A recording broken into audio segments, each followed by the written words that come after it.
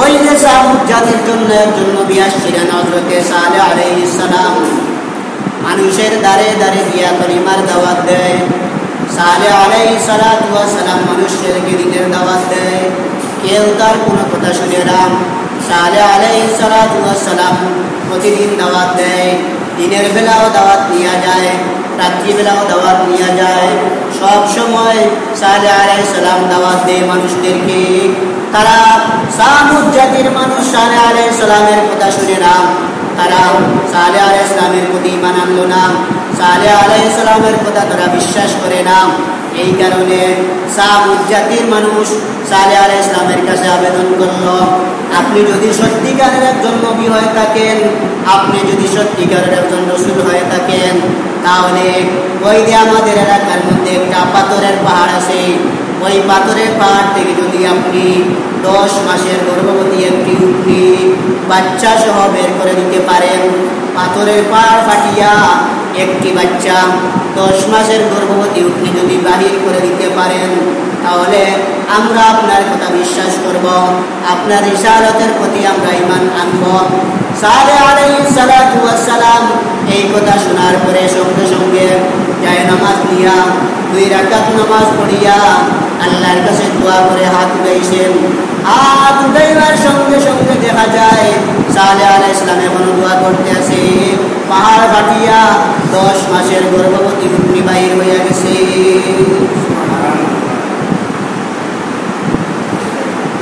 সালেহ আলাইহিস সালামের এই মুজিজা দেখিয়া সামুদ জাতির বাদশা 6000 মানুষ নিয়া সালেহ আলাইহিস সালাতু ওয়াস সালামের হাতে হাত ধরে মুসলমান হয়ে গেল। আর বাকি মানুষ সালেহ আলাইহিস সালামের উপরে অঙ্গীকার দিল যে উটনি বাহির করতে পারলে মুসলমান হব, কিন্তু তারা মুসলমান হয় না। দুনিয়াতে এমনও মানুষ আবির্ভাব হবে, দুনিয়াতে এমনও মানুষ চলাফেরা করবে, কথা ঠিক রাখে না, ওয়াদা ঠিক রাখে না, ওয়াদা খেলাফি করে। এই কারণে সালেহ আলাইহিস সালাতু ওয়াস সালামের উটনির মুজিজা দেখিয়া 6000 মানুষ মুসলমান হয়েছিল। এবার সালেহ আলাইহিস সালামের উটনিরা এত বড় বিরাট আকৃতির ছিল। ওই সামুদ জাতির মাঝে একটি নদী ছিল, যে নদীর মধ্যে সবাই পানি পান করত। ওই নদী ছাড়া আর কোনো নদী ছিল না, সবাই ওই নদীর পানি এনে পান করত। হিংস্র জানদারেরাও নদীর পানি পান করত। কিন্তু সালেহ আলাইহিস সালামের উটনি প্রথম দিন নদীতে নামার পরে এক পিয়া মারিয়া সব পানি শেষ করে দিছে। সারা নদী এক টানে পানি পান করে শেষ করে দিল। সামুদ জাতির মানুষেরা ভয়ঙ্কর বিপদের মধ্যে পড়ে গেল। সালেহ আলাইহিস সালাম কি ধরনের উটনি আনলেন, এই উটনিটা এক পিয়া মারার সঙ্গে সঙ্গে সমস্ত নদীর পানি পান করে ফেলল। সালেহ আলাইহিস সালাতু ওয়াস সালামের কাছে গিয়ে আবেদন করল, সালেহ পয়গম্বর, ওই উটনিটা আমাদের সব পানি খেয়ে ফেলেছে, আমরা নদীতে কোনো পানি নাই, কি করা যায়? আল্লাহ রাব্বুল আলামিন সালেহ আলাইহিস সালামকে বললেন, ও পয়গম্বর সালেহ, তুমি তোমার উম্মতদেরকে জানাইয়া দাও, তারা যেন একটা কাজ করে ওই উটনি যেদিন দরিয়া থেকে নদীর থেকে পানি পান করবে, তারা যেন ওই দিন পানি পান না করে, ওই দিন উটনির দুধ পান করে, উটনিকে দুধ গ্রহণ করিয়া ওই দুধ বিক্রি করবে, ওই দুধ পান করবে। এই কারণে পেটের ক্ষুধা তৃষ্ণা মিটে যাবে। তারপরে যেদিন উটনি ওই দরিয়াতে পানি পান করবে না, ওই দিন তোমরা পানি পান করবা। তাহলে বোঝা গেল উটনি দরিয়াতে পানি পান করে একদিন, আর সামুদ জাতি ওই দরিয়াতে পানি পান করে আরেক দিন। ঠিক তেমনিভাবে প্রতিদিন তারা উটনি একদিন পানি পান করে, অন্য দিন তারা ওই দরিয়াতে পানি পান করে। হিংস্র জানদারেরা সালেহ আলাইহিস সালামের এই ভয়ঙ্কর উটনি দেখিয়া সব ভয় পেয়ে গেছে, দরিয়াতে নামে না পানি পান করার জন্য।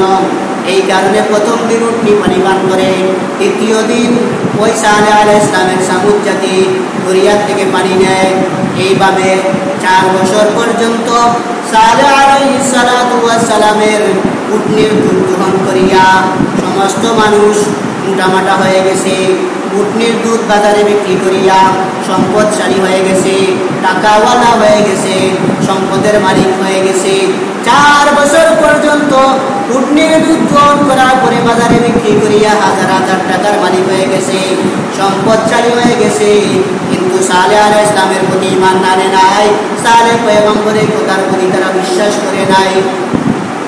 হঠাৎ একদিন সালেহ আলাইহিস সালাম বললেন, তোমাদের এই মাসে যদি কোনো মহিলা গর্ভবতী হয়, এই মাসে যদি কোনো মহিলা গর্ভবতী হয়, ওই বাচ্চা দুনিয়াতে আসবে, তোমাদের বিপদের কারণ হতে পারে।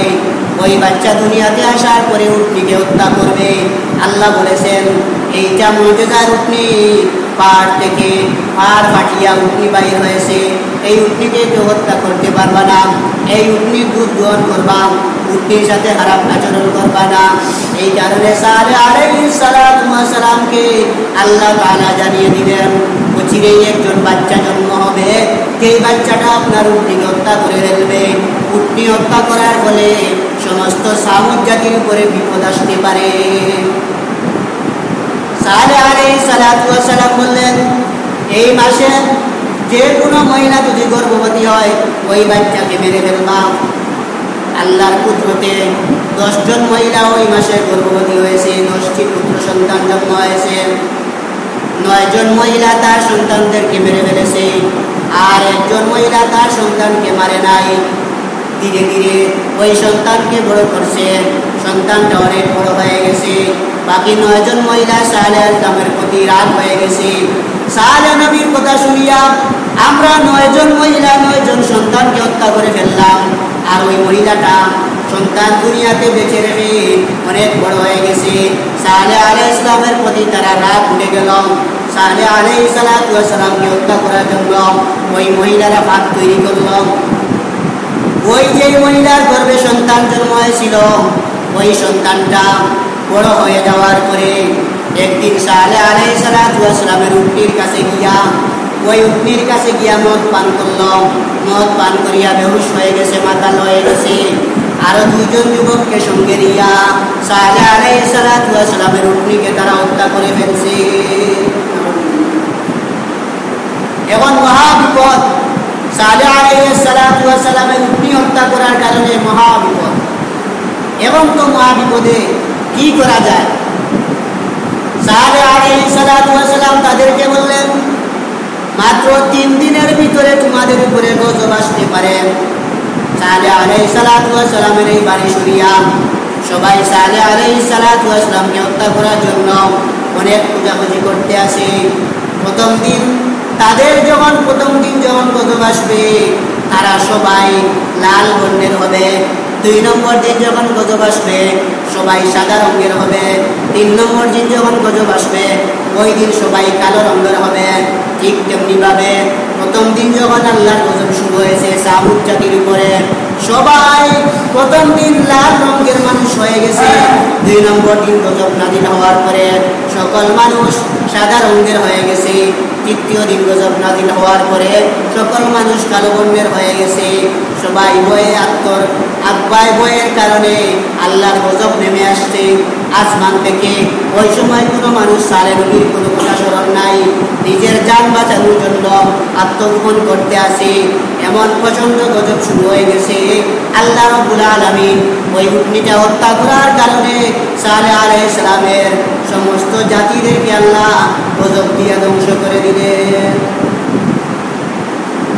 হাদিহি নাকাতুল্লাহ, এইটা হলো আল্লাহর উটনি। সুবহানাল্লাহ। আল্লাহ কোরআনে বলেছেন এই উটনিটা শুধু আল্লাহর পক্ষ থেকে।